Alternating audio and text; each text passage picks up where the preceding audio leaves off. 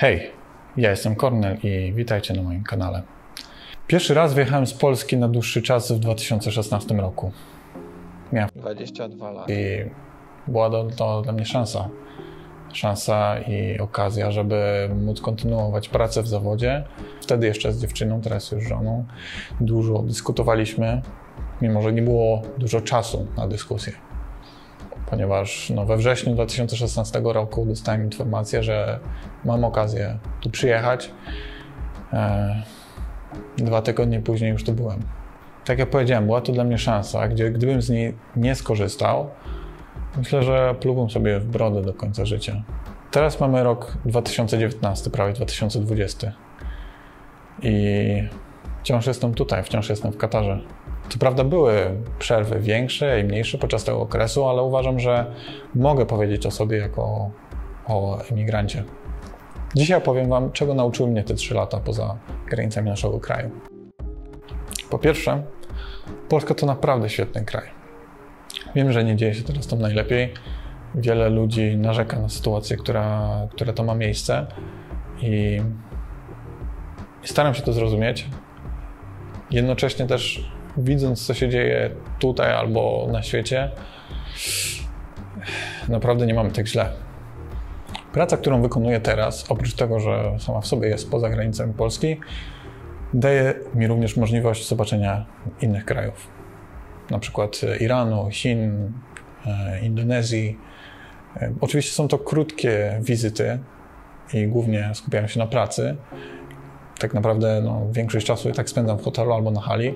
Jednak te momenty, które nie są związane z pracą, staram się wykorzystać maksymalnie, żeby poznać kulturę i to, co dzieje się w kraju.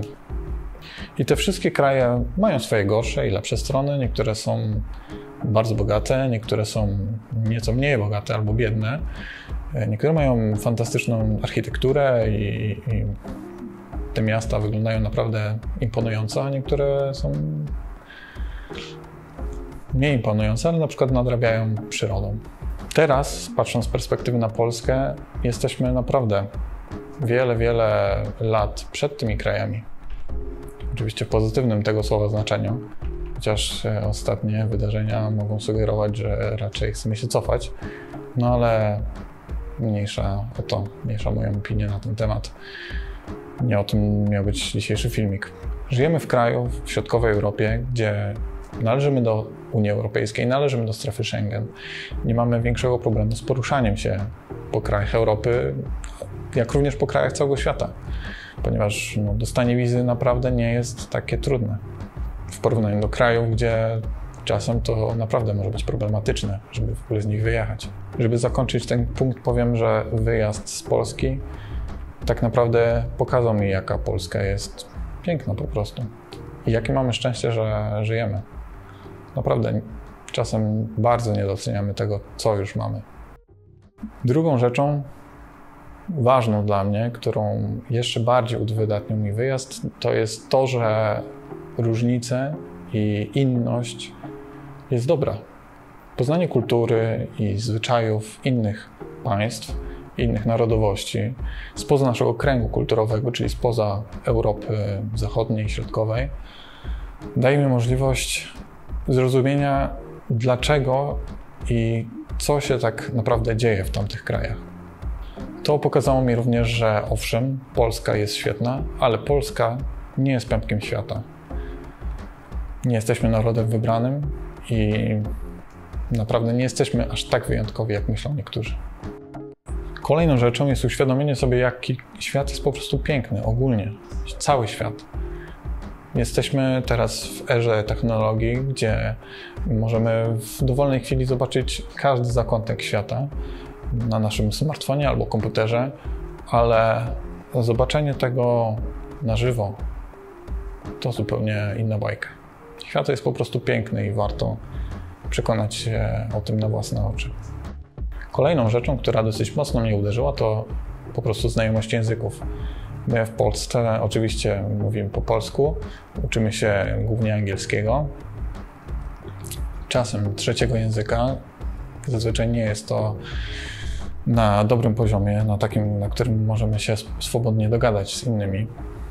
Ja miałem w liceum niemieckiej, to co pamiętam, to Ich bin Cornel i cześć. Po przyjeździe tutaj zrozumiałem, że angielski, dobrze jest znać, ale dobrze jest znać również wiele innych języków.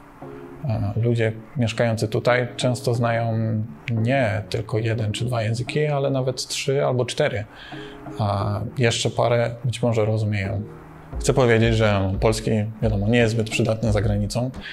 Angielski, owszem, jesteś w stanie dogadać się z większością, ale tutaj narodowości, które znajdują się w Katarze, zazwyczaj mówią nawet w 3 językach i to swobodnie, własnym, ojczystym. Zazwyczaj jest to arabski albo hinduski. Angielski oczywiście. Bardzo często mówią po na przykład francusku, ale znają też inne języki, jak urdu czy hiszpański. Mówię, jest wiele tych języków i to, że ktoś zna 3, nie jest wcale taką rzadkością. Okazało mi to, że można się nauczyć więcej niż jednego języka obcego w dobrym stopniu, w takim, żeby można było się dogadać, żeby można było normalnie porozmawiać. Niekoniecznie pisać perfekcyjnie i nie wiem, jakieś referaty czy wykłady prowadzić, ale rozumienie czy rozmowa w innym języku jest bardzo, bardzo przydatna i naprawdę nie jest aż tak wyjątkowa i jest do zrobienia po prostu.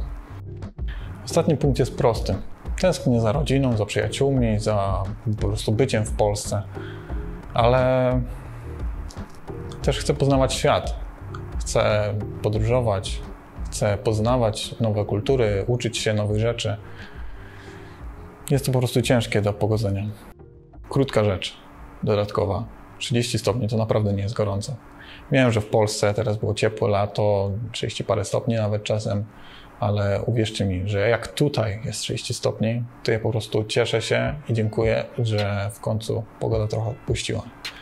Przez 5 miesięcy jest tak gorąco. Zazwyczaj temperatura nie schodzi poniżej 40 stopni. Więc jeśli zejdzie do tych 30, naprawdę można trochę odetchnąć. Nie wiem, jak długo jeszcze pozostanę emigrantem. Na razie jest mi z tym dobrze. Nie planuję wracać, aczkolwiek w tym kraju wszystko może się wydarzyć. Może się okazać, że jutro zacznę się pakować i za miesiąc już będę w Polsce. Kto wie. Dzisiaj chciałbym Was zapytać, czy Wy chcielibyście mieszkać gdzieś poza Polską? Być może macie jakiś wymarzony kraj, do którego chcielibyście pojechać i spędzić tam pół roku, rok, być może więcej.